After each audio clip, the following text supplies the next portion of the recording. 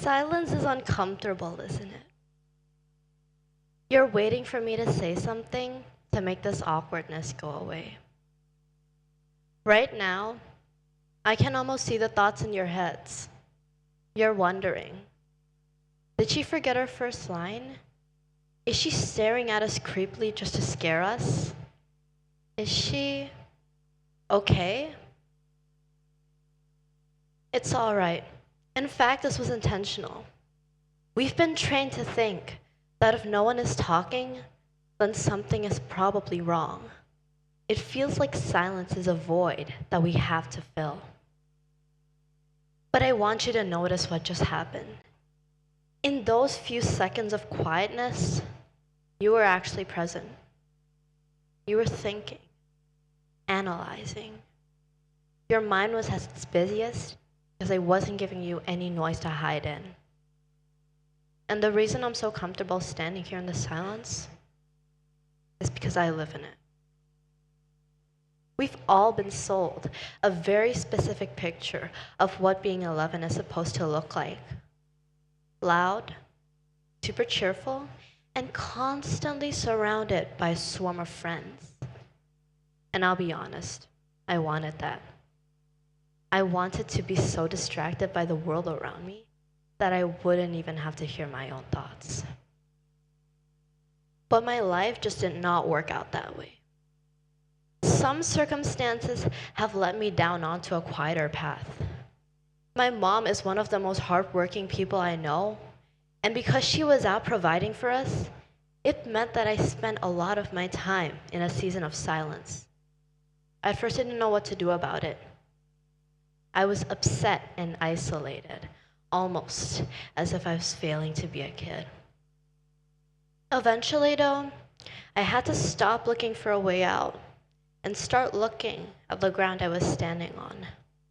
So then I assessed the situations around me and then realized that my reality was not as bad as I thought it was. And I did that through discernment. It was when I was researching for my topic that I first came across this term. Normally, it's the kind of word that we just look at for 2 seconds, scroll past, and forget about, and call it a day.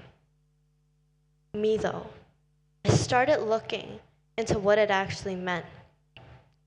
And then eventually I realized that this isn't just a fancy word, but rather a very important skill that has helped me a lot, and I think everyone should know about.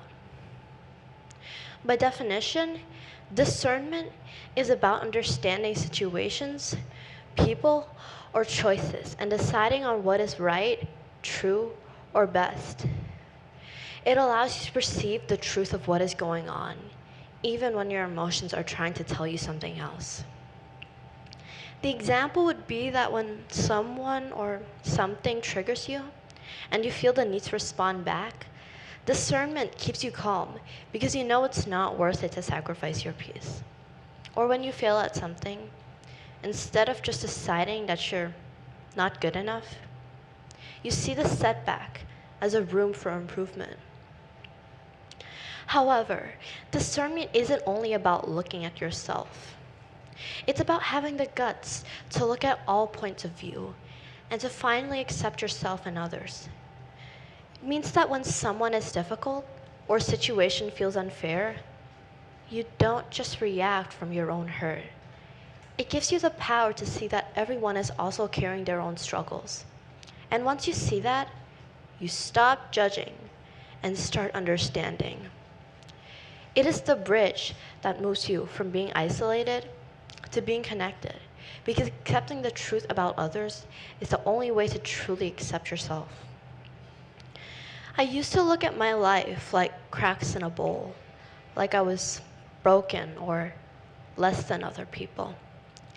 Then I found an old book about kintsugi. It's basically a clever way the Japanese fix broken pottery.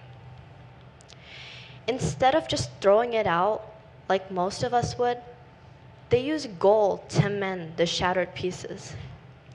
They actually want you to see where it was broken, and the result is fascinating. Kinsuki taught me that you don't just have to hide the hard parts of your life, because the gold in the pottery is just like the grit I developed on my own. It wouldn't even exist without the cracks. I finally stopped wishing for a normal childhood and started seeing value in the one I actually had. I'm nearly 12, and I'm just learning how to handle the hard moments and how to look at both sides of the coin to find peace in the middle. I've stopped waiting for the uncomfortable to be over and started realizing that they were actually the parts that were building me. Because I've discovered that this is the art of becoming, the ability to discern the truth of your story.